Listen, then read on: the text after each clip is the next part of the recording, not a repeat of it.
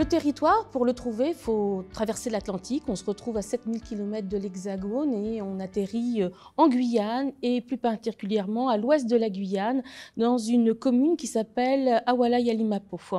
Cette commune est particulière à différents titres. D'une part, c'est une commune récente qui date de 1988.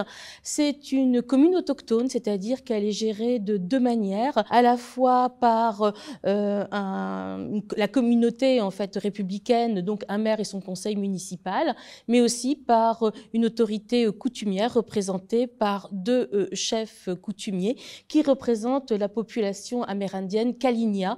Nous sommes sur les terres ancestrales en fait de cette communauté amérindienne. Cette commune, elle est également caractérisée par la collectivité des terres, la propriété privée n'existe pas. Et aujourd'hui, en fait, cette commune est confrontée à une érosion côtière qui est relativement importante et qui est surtout inquiétante pour cette communauté et qui invite donc les élus à engager notamment une réflexion sur la question de la relocalisation de l'habitat, qui est un habitat particulier parce que c'est un habitat vernaculaire constitué en fait de branches, d'éléments végétaux ramassés sur le territoire de proximité.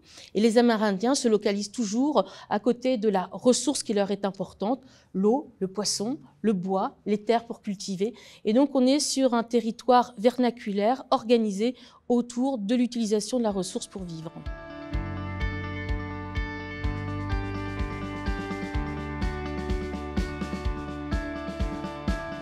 Il y a plusieurs enjeux, c'est-à-dire qu'il y a un enjeu, c'est de répondre déjà à la demande locale qui souhaite avoir des pistes de réflexion, voire d'action pour envisager une relocalisation d'une partie du village et notamment de co-construire, de construire à la fois avec les habitants et avec les différents acteurs en fait qui animent et qui gèrent ce territoire. Donc il y a répondre à une demande sociale et puis peut-être être force de proposition dans l'innovation territoriale et notamment de la planification des territoires face aux risques. C'est-à-dire que nos documents de planification fixent un territoire alors que ces populations amérindiennes ont toujours vécu dans la mobilité et c'est notre transfert en fait de la gestion territoriale de l'Hexagone qui aujourd'hui amène ce territoire à un territoire de risque.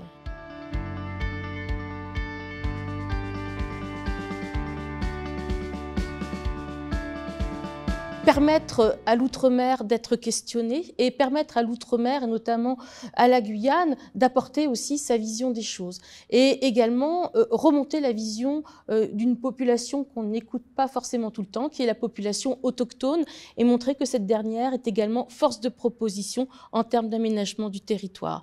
Et que les solutions locales peuvent aider et dépasser la frontière de la Guyane, aller vers les autres outre-mer, voire la France hexagonale également.